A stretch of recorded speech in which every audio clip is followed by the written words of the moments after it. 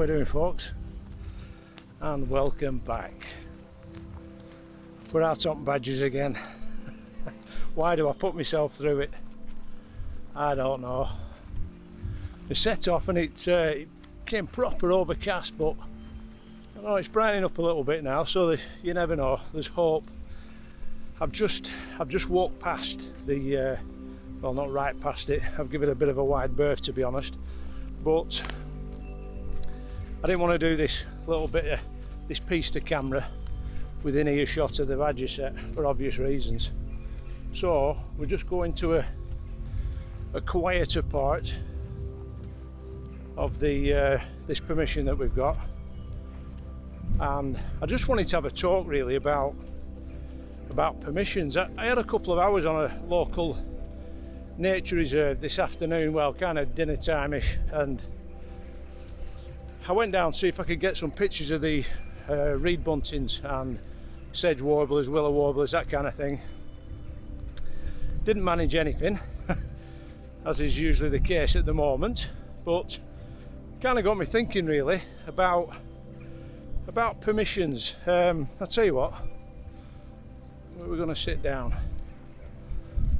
Let's go and sit in there. We'll have a walk down here. Nice picturesque spot. Don't want to go in woods, it's a bit dark, to be honest.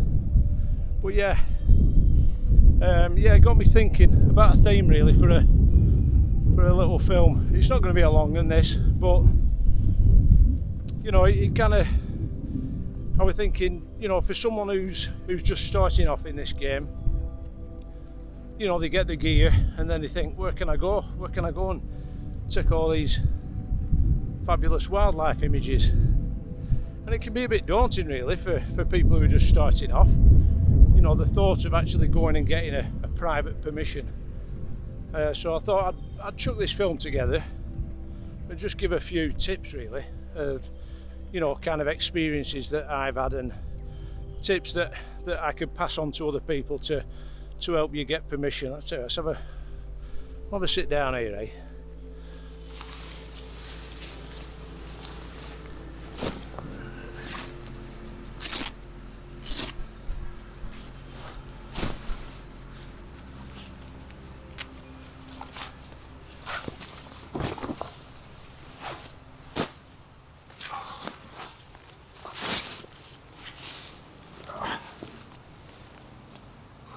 Ditch that, it's gone warm. If I can ditch this as well.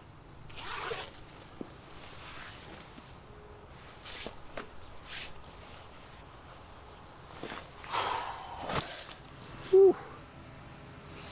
I'll tell you what we will do, and get a brew on. Brew and a fig. The figs are back in town. Right. I have some notes somewhere. I'm supposed to revise all this when I'm making a film, but it never happens that way.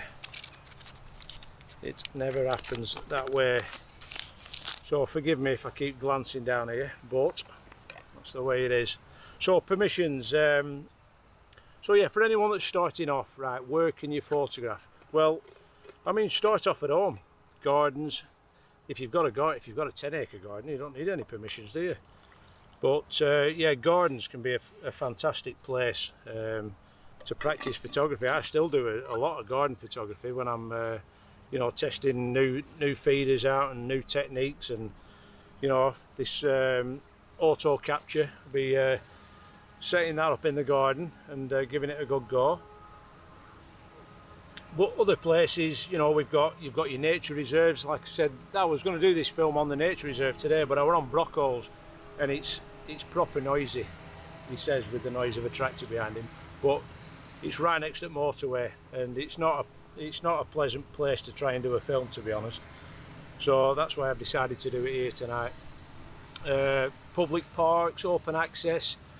There's loads of places, but in my opinion, for what it's worth, there's nothing like having your own permissions. It just gives you, I don't know, it just opens up a whole new world, I think. You know, it's somewhere where you can do your project photography. Now, project photography, like what I mean by that is, you know, set yourself a subject matter. Like on this one that I've got here, this is my not very successful project photography at the moment. For the badgers, there's a big old badger set there. It's been there 30 years. Massive set. I photographed the fox cubs a couple of years ago. Got some of the best fox images I've ever taken, and it just allows you, if you've got a private permission, to just slow everything down.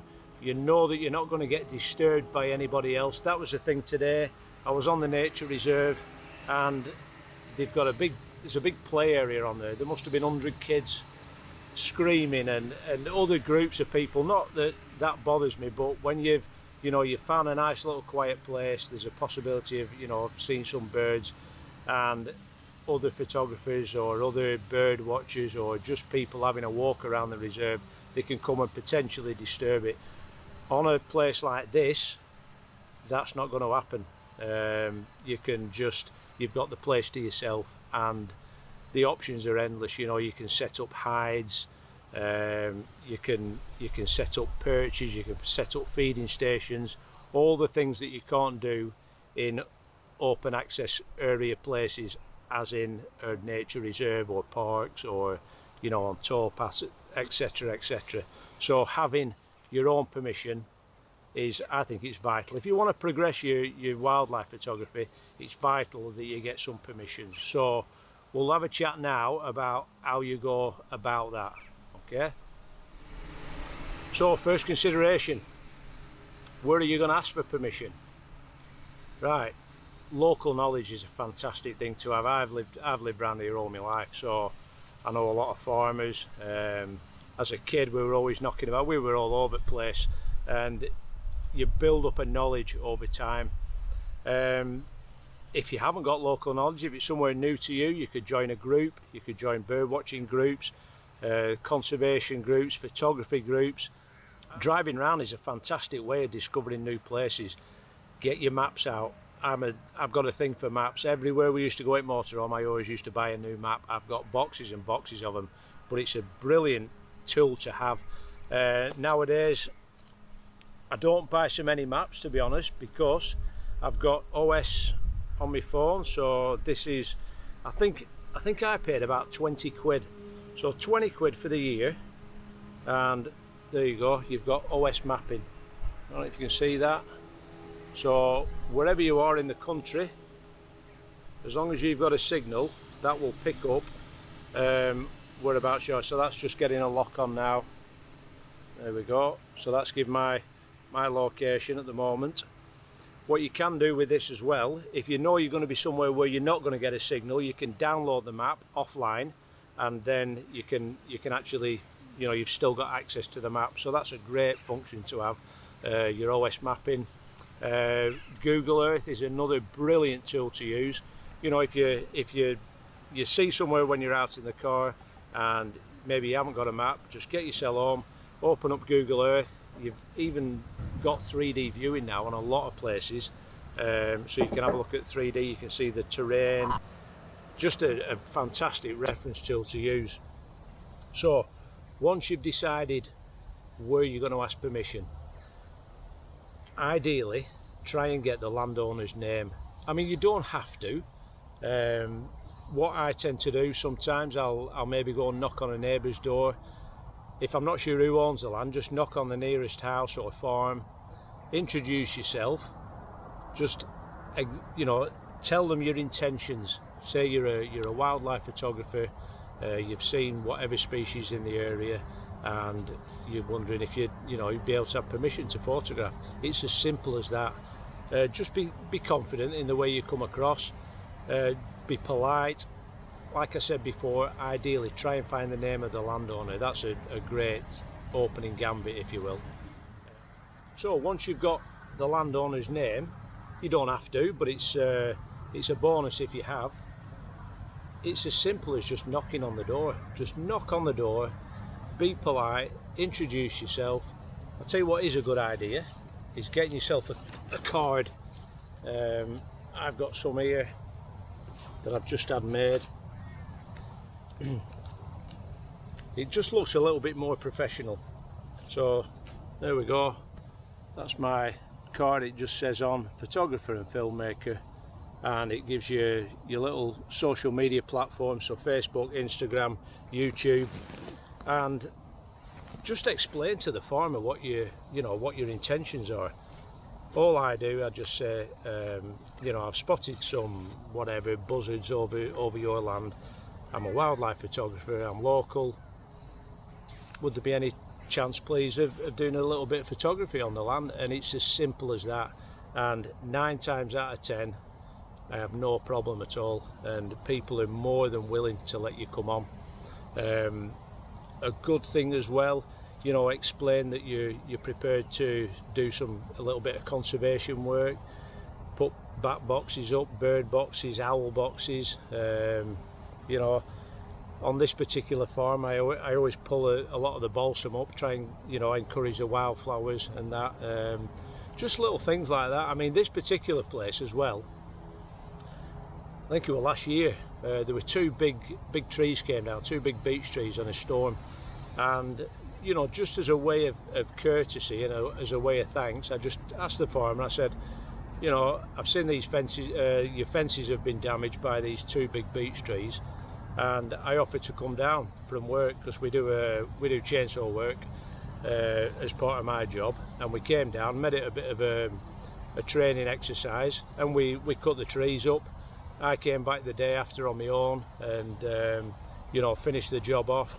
We repaired the fences, and he was absolutely chuffed to bits. And it's just little things like that that will get them on side. So they're giving you permission to come on here and do whatever you want, and it's just a way of thanks, really, just helping them out. And if there's anything else that you could suggest doing to help them out, I think it's just a good way. It just shows a bit of gratitude. So once you've got your permission, always a really good idea to find out your boundaries. So that's something that I do. Every permission that I've got, I get it up on my phone, on the OS mapping. I have a little stylus on my phone, so I can then mark on the actual screen. I'll take a screenshot of the land or the farm or whatever, and then I'll ask the farmer, I'll say, right, what are the boundaries? And he'll show me where they are. I can mark it on the map, take a screenshot, and then I know then that I'm not going to be wandering over onto someone else's land who obviously they may not want you there. A good thing, once you have established the boundaries, just ask the farmer, say, what are they like on next door. As it is on this one, it's a brother that lives on the farm next door, so I've got permission on there, and I've connected the 2 farms up, and it's it kind of doubles your permission. So, and then once you've got your permission, just don't do anything to rub the landowner up the wrong way. I always ask them, do you want me to let you know when I'm coming on? The majority of them, they'll know my vehicle.